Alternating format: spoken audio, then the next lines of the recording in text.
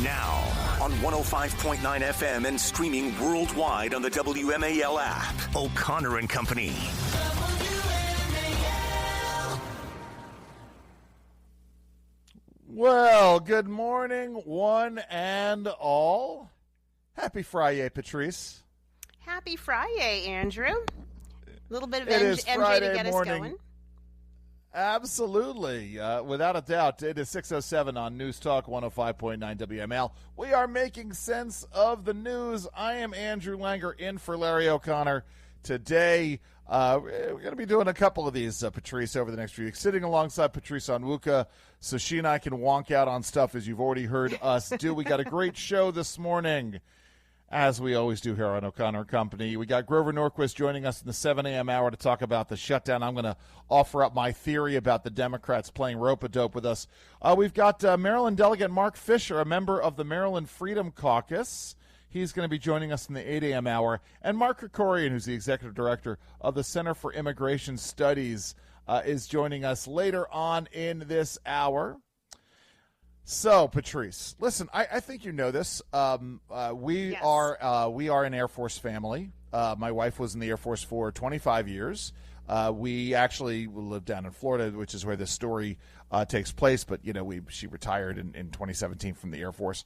But we have strong ties. Third-generation Air Force, both grandfathers and her father. And her family worked in base housing. And this poses the question, Patrice, do you have your Christmas decorations up? I do not. However, I have saved a lot of ideas to my Pinterest board, and I have a lot of things in my a lot of new garlands in my Amazon cart. Do not tell my husband. And I will be making a nice pilgrimage over to Michael's, I think today or tomorrow, and to see what they've got on sale. But yes, I'm gearing up for the Christmas decorations. We, it's so funny. We have a big, in our town, we have a big arts festival the second Sunday of the month, and we were walking through, and there was somebody who had a William and Mary Nutcracker. We bought one of those over the weekend. And it's funny because my younger child was there a couple of hours after we were, and she texts me to say, hey, does Mom have one of these? And I'm like, oh, yeah, we got it, because I think she was looking at Christmas presents. So the question is, I mean, for you, listen, I'm a procrastinator.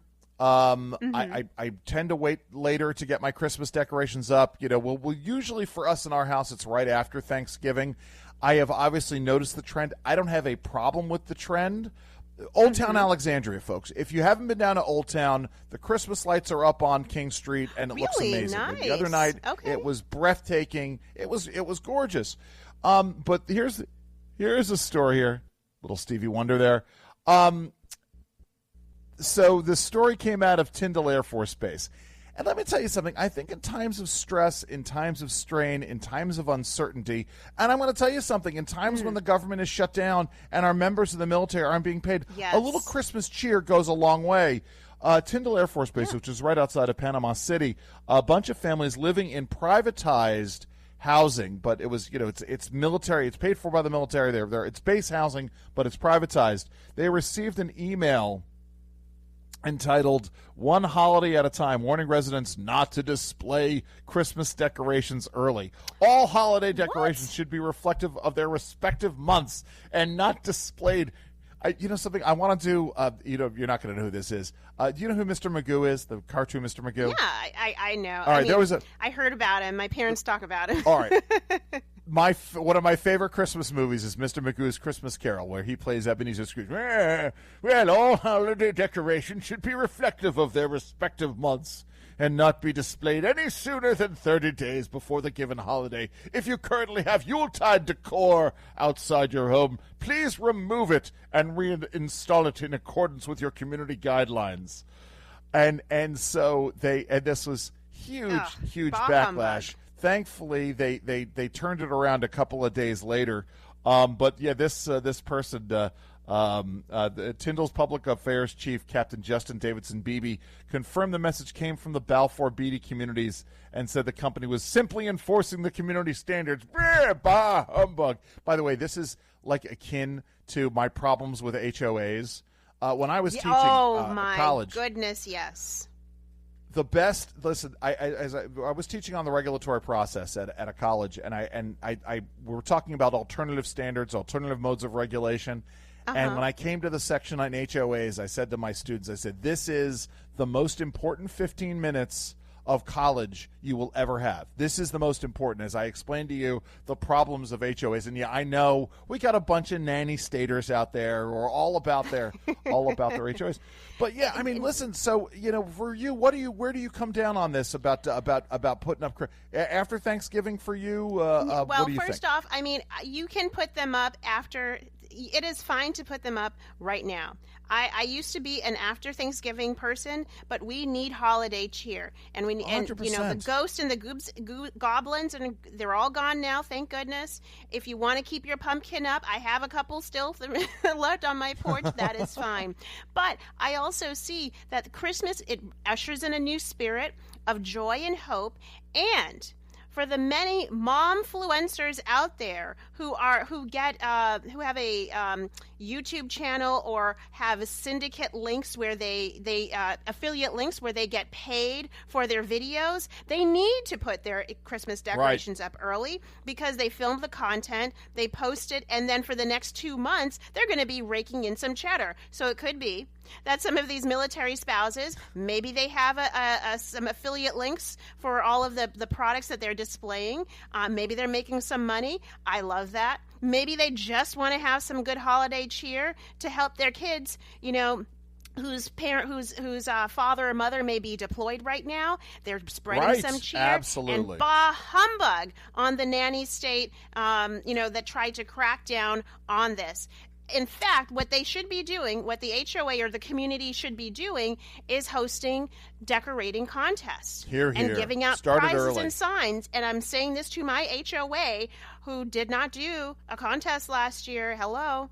We want to compete, and so I think this is how the reaction should be. Folks, put your wreath out now. It is fine. It's welcomed. It is amazing. You know something, I know because I'm going to be doing some more of these guest hosting. We ought to have a conversation in the next few weeks about Colonial Williamsburg, because they're starting their Christmas it's beautiful season during the holidays. And you talk about the wreaths; they have a whole sort of they have a door contest at the houses in Colonial Williamsburg, all very very traditional. It's funny because my one of my siblings has been panicking. One of my brothers, I should say, has been panicking over decorations and getting things put up at his house and all of these things. And I've been nudging him a little bit because I've got so we do lights. I don't really hang lights out front because I just don't like climbing up on the ladders. I don't want to pay somebody to do it. I am one of those people who uses those laser lights on the front of the house, and I know a lot of folks don't like that. I know. Don't do that. But what Please, I will tell you, don't do that. What I got was a couple of years ago this really great white laser system that I can shine into the trees, and it looks like it's white. So the lights are, and it looks like I have Christmas trees hanging in, or Christmas lights hanging in the trees. I love that. That I love, but I keep ribbing my brother every time we get together. Please send me a link because I don't know, and actually let's post it on social media on X because I don't know if I believe you. I think those projector lights on the side of the house, they are a little cheesy, folks. This is my point. Go hang just get the permanent lights. Somebody can put up your permanent lights. They're there all year long. I've got neighbors who have red, white, and blue on 4th of July, there you go. Orange on Halloween and Christmas. So it just, but my point at the end of the day is I keep needling my brother, who is all about, he wants to get his lights up. I'm like, Elliot, all you have to do is you just jam this thing into the lawn and it shines the lights up there, and he just gives me a look. Yeah, we're not bought on it. That's not how he rolls. I'm sorry. WMAL, making sense of the news, live from the Home Paramount Pest Control Studios. Home Paramount, the leader in pest control since 1939. Oh my goodness. We are despicable. This is Patrice. This is from the Mr. Magoo Christmas Carol, which I think we need to be putting on the stage at the Kennedy Center. I've been trying to convince Roma Daravi, our friend Roma Daravi, to do that. Anyway, so lots going on in the world, folks. And of course, listen, I'm not Catholic. I make no apologies or non-apologies. It's a fact. I don't claim to understand the mysteries of the Church of Rome, But what I don't particularly care for is when the church gets all political, and this is the story right now. Catholic bishops fighting Donald Trump on immigration. The U.S. Conference of Catholic Bishops gathered this week in Baltimore, of course, in Baltimore, to choose new leaders for their conference and discuss matters that include immigration enforcement. By the way, Mark Krikorian is going to be joining us in just a couple of minutes to talk about this and about other things. Following Pope Leo the 14th's lead, the U.S. bishops released a new video condemning the Trump-Vance White House's inhumane deportation raids. Yeah, there we go. They're not just talking about it. They're cutting ads. Let's play cut number 6, Michael. As pastors, we, the bishops of the United States, are bound to our people by ties of communion and compassion in our Lord Jesus Christ. And we are disturbed when we see among our people a climate of fear and anxiety around questions of profiling and immigration enforcement. We are saddened by the state of contemporary debate and the vilification of immigrants. We are concerned about the conditions in detention centers and the lack of access to pastoral care. We lament that some immigrants in the United States have arbitrarily lost their legal status. We are troubled by threats against the sanctity of houses of worship. All right. And the special we can nature end it there. You know something? Nobody's arbitrarily lost their legal status. I'm sorry. No, not arbitrarily. No. I mean, listen, folks may have lost their legal status, and folks may have been deported who are here illegally, but it's not arbitrary. It is there's something very, very directed there. I mean, sorry, Patrice, go ahead. What are your thoughts on all this? Well, two things come to mind. One being that I would like for them the Catholic Conference of Catholic Bishops, to talk about the ways that the Catholic Church became a tool by the cartels in the human trafficking operations that were held under the Biden administration.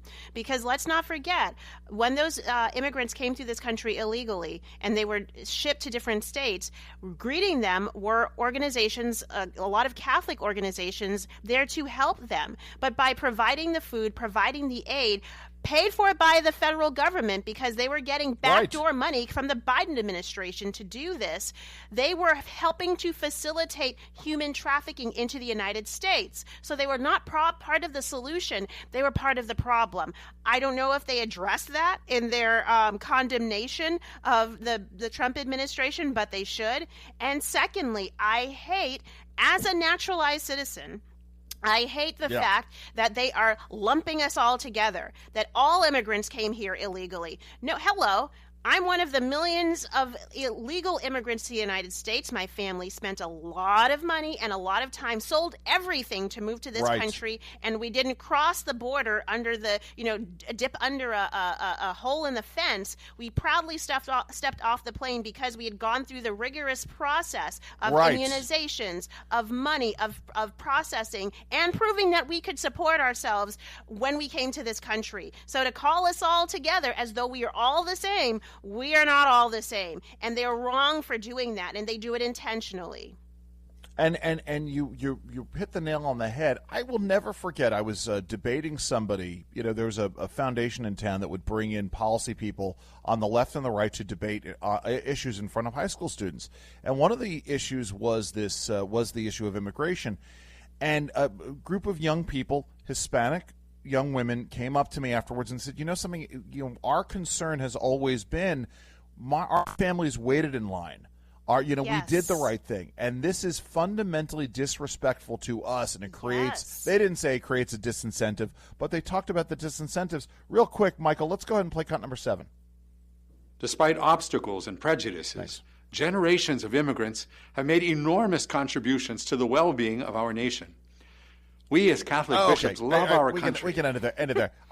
God, something? I mean, again, no one is saying that immigrants have not helped to build this nation, right? We are a nation of immigrants. The wonderful thing about this nation is that anybody can come to America and become an American, right? But there is a process, and we as a nation have... Right. There's a process that has to be respected and followed. If you're not going to respect that process...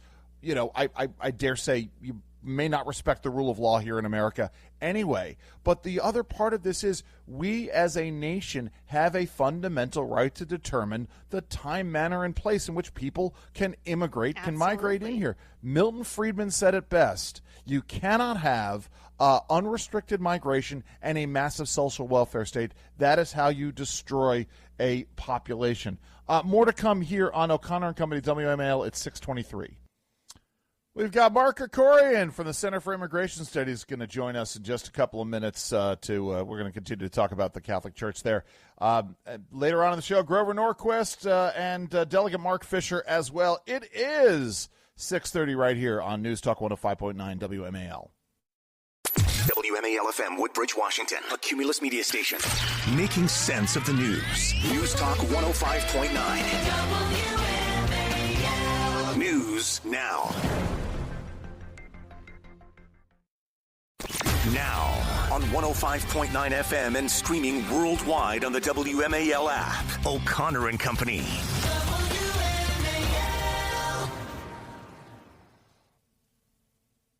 Well, hey there, everybody. I am Andrew Langer in for Larry O'Connor here on News Talk 105.9 WMAL. We are making sense of the news. It is 6:37 in the wee small ones of a Friday morning. Happy Friday to you, Patrice. Happy Friday. Yes, so I'm sitting alongside Patrice Onwuka.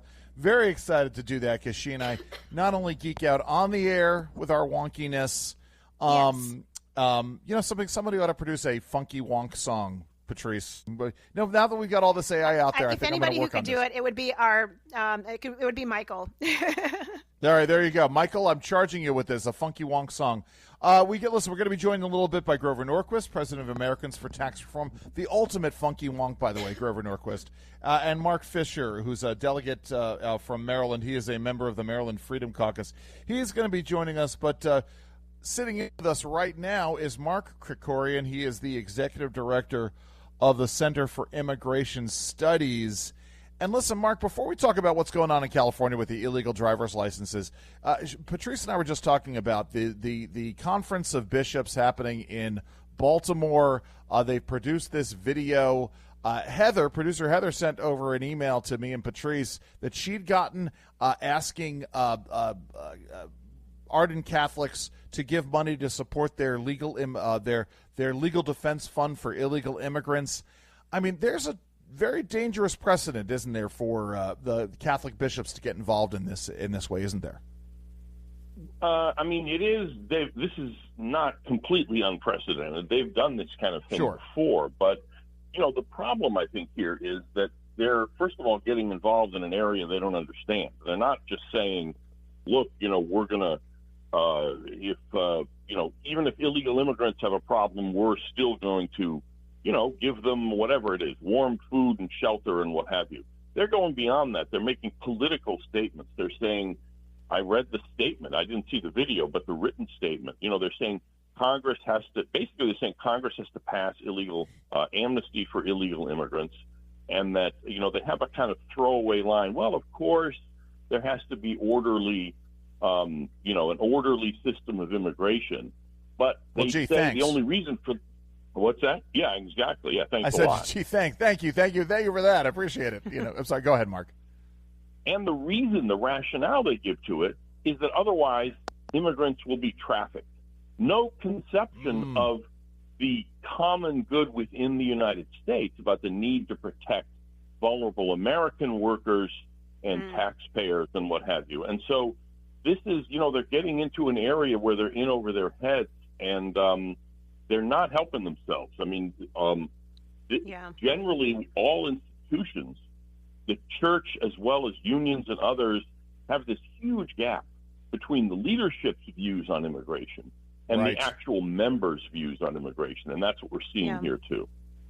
That's a really good point. It's so interesting, and as I said with Andrew just now, the language they use of lumping all immigrants together is just sickening, because all immigrants didn't come to this country illegally. I'm speaking for myself as one. But let's talk about the illegal truck drivers. So those who come here and are able to secure commercial driver's licenses, but are now, a lot of those licenses are being revoked, which is a good thing. Talk to us about the impact of what's going on in California, and that could hopefully spread to the rest of the country. Yeah, I mean, what California is saying is that these guys had work authorization. They're still illegal aliens. These were people, This is the legacy of Biden's immigration policy, where he let in millions of people who had no right to be here and then just gave them work permits. California is saying, hey, what's the problem? Well, number one, the work permits are being phased out, and so there's 70,000 of these driver's licenses they gave out to truck drivers that are going to be expiring. They gave them 60 days, and they said your license is going to expire. But the outrageous thing is they weren't even upholding the standards that you're supposed to hold drivers to. These guys, people have seen this in the papers, they are not able to read road signs. How can you be giving driver's licenses to guys driving these enormous trucks? Everybody's been on the highway, and it's kind of like you're driving by this truck. It's like, if this truck moves 5 feet in the other direction, I'm going to be tomato soup here in my little car. And yet these guys cannot read traffic signs. It's just outrageous. And so the state, the feds had to step in. It's essential that they did. And certain states, Oklahoma, Indiana, Florida, are like at weigh stations at their state lines where trucks have to pull over and get weighed, because they're not overweight and harming the roads. They're like pulling licenses right and left, and they even have ICE guys there often with them, taking these guys into custody. So this is something that never should have gotten this bad. But, of course, it was California that did it, because they don't think that, there's any difference between legal and illegal immigrants. And we should be watching that as things start to heat up for the 2028 election, and Gavin Newsom prepares for his run for the presidency. Absolutely. This is something we need to keep in top of mind. Our guest is Mark Krikorian, Executive Director of the Center for Immigration Studies. So we're hearing, Mark, Charlotte's going to be next for the crackdown. What are you hearing?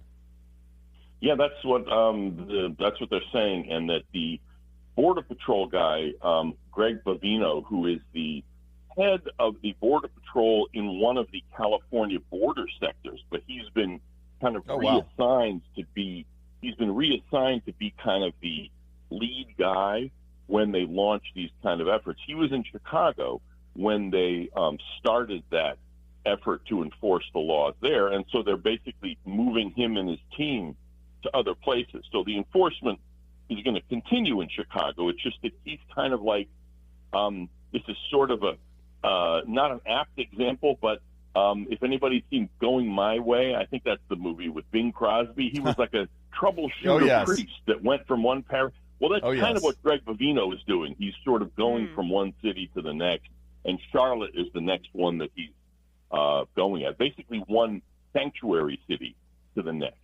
Because if a city is cooperating, working with the feds, they don't need this kind of extra effort. That makes sense, yeah. Sure. Well, listen, Mark, we're going to have to leave it there. The website is CIS.org, is it not? Yes, it is, CIS.org. And if people who have a taste for snark and sarcasm, I'm on Twitter at Mark S, as in Stephen, Mark S. Krikorian. Mark S. Krikorian, Krikorian. Check it out, because I'm always looking for snark and sarcasm. Mark, have a wonderful Thanksgiving, sir. Thank you, Mark. You too. Bye. Listen, we got so much more to get to. It's 6:44 a.m. here on WMAL. This afternoon on the Derek Hunter Show, Democrats wish death on John Fetterman. So they're treating him like he's a Republican. Maybe he should become one. We'll talk about it at 3 o'clock on WMAL. So, Patrice, you know how it's the other sign that it's the holidays are upon us? How? It's Starbucks Red Cup season. I know vaguely that this is a thing. Yes, well, they I think released they their released some limited edition teddy bear cup or something that started a fight in a location. People go crazy for Starbucks. This is my point. This is where we're going with this. So as Red Cup season gets launched, yesterday Starbucks workers were striking. Starbucks baristas walked off the job in dozens of U.S. cities on Thursday, aiming to galvanize public support and pressure the company on Red Cup Day, the coffee giant's annual holiday promotion. I mean, it really is a case of the left eating its own, right? I mean, it's Starbucks. We already know leftist company. You and I have never had this conversation. We've done so many morning shows together. Do you? I'm Are tea. you a coffee tea person? all day. No? I do not do coffee. You're tea. Team tea. Tea. I spend money on my tea, but yes. I was for the longest time my caffeine of choice was this sort of like a fruit punch mix called Mio Energy. Not that I'm going to plug them here because it's great. I got my cup, I got my water, and then last year I started drinking coffee again. And so I will do my morning, my big cup of coffee. It'll last me through the morning, like 20 ounces. And I rediscovered the joys. Patrice, of going back to the basics, back to I'm going to say, gas station coffee. And from, really? the Like Wawas, the Sheets of the world. I haven't done, I haven't done McDonald's because I haven't done, something, I'm going to say this, I haven't had a McDonald's breakfast sandwich in over a year, almost 18 months, which, kills me to think about. And I love a good McDonald's. I love a good McGriddle. But no. Yeah, like Wawa, Sheets, 7-Eleven.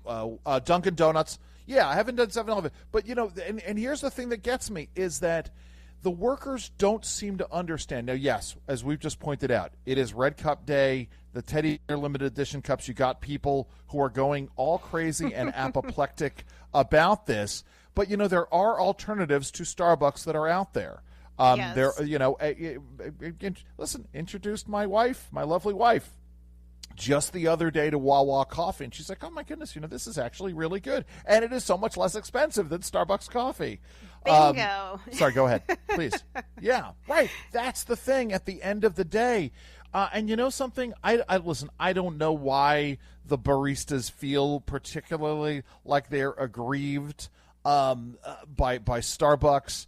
I know this is a whole thing, but I don't think. Listen, I've worked with corporate employers who have engaged in unfair labor practices before. This does happen, but I'm not sure that Starbucks is sort of rampant and needs to be unionized.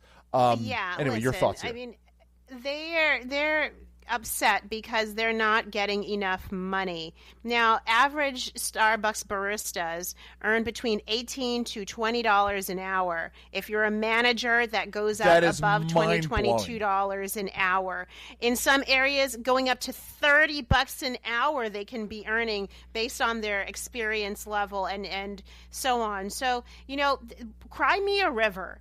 If you don't like what you're earning at Starbucks, go somewhere else. And I always push back on the argument. Listen, I like these jobs. I love these jobs because they are great entry-level positions for young people, 100%. For people who are students and earning educations, people who are just new to this country and working, trying to get their foot in the door legally, ideally legally, but it's not supposed to be a salary or a career, a job to retire on. Ideally, you move up, become a manager. Maybe you're a store manager, you're managing multiple stores, or you get skills and you move into a different occupation. So I don't like that these folks are just hijacking this narrative that they can't raise a family, they can't become a grandmother as a barista. Raise an entire family for 30, 40 years on that minimum wage salary. But that's not the intention of the minimum wage salary. Listen, it's like the argument that was being discussed, was being discussed throughout the shutdown. All the folks who were on SNAP and how we're cutting SNAP benefits, we're doing this, we're doing that. It's like the whole goal should be to move people off of SNAP benefits. The goal should be to move people off of Medicare, Medicaid. But here, listen. So it was, by the way, very close to home for Starbucks corporate headquarters. Starbucks, of course, founded in Seattle, Washington. Here is the sound of the workers striking in Redmond, Washington. Let's play cut 10, Michael. What do we want? Contract. When do we want it? Now. What do we want? Contract. When do we want? We need to be paid more. It's ridiculous, like what we have to go through as workers. We're ridiculous. We're telling Starbucks that they need to invest in us and they need to come back to the bargaining table so we can get a contract and we can be back at work. Got it. And workers aren't getting enough hours to get benefits. I mean, shocker. Imagine the fact that I would suspect that most of the workers are needed between the hours of 6 a.m. and 9 a.m. That's right. And then it slacks off for a while. I mean, people are buying coffee throughout the day, but nevertheless, but not at the maybe same... maybe if yeah, at the same rate, right? At the end of the day, literally, you're not going to be wanting your coffee here. The Democratic Socialists of America are, of course, getting involved. 92%. This is a tweet yesterday from the Democratic Socialists. 92% of unionized baristas just voted yes in an unfair labor practice strike. Okay, how about this?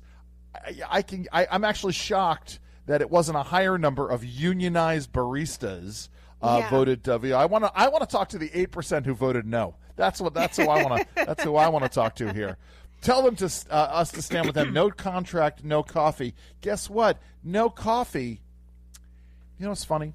There's a movie, The Right Stuff, early 1980s. Yeah. Patrice. It's about the mercury missions, and Gus Grissom says, "No bucks, no Buck Rogers." And in this case, right? No bucks. No job for you guys at Starbucks here. They don't quite understand the relationship between the work that they are doing and what the American public wants. And maybe, just maybe, the American public, in the face of already increasing coffee costs for a lot of reasons, though I guess the tariffs are coming down now. That was from the first hour of the show. By the way, if you miss out, you can always check out earlier hours of O'Connor and Company, the hours you missed on the WMAL app.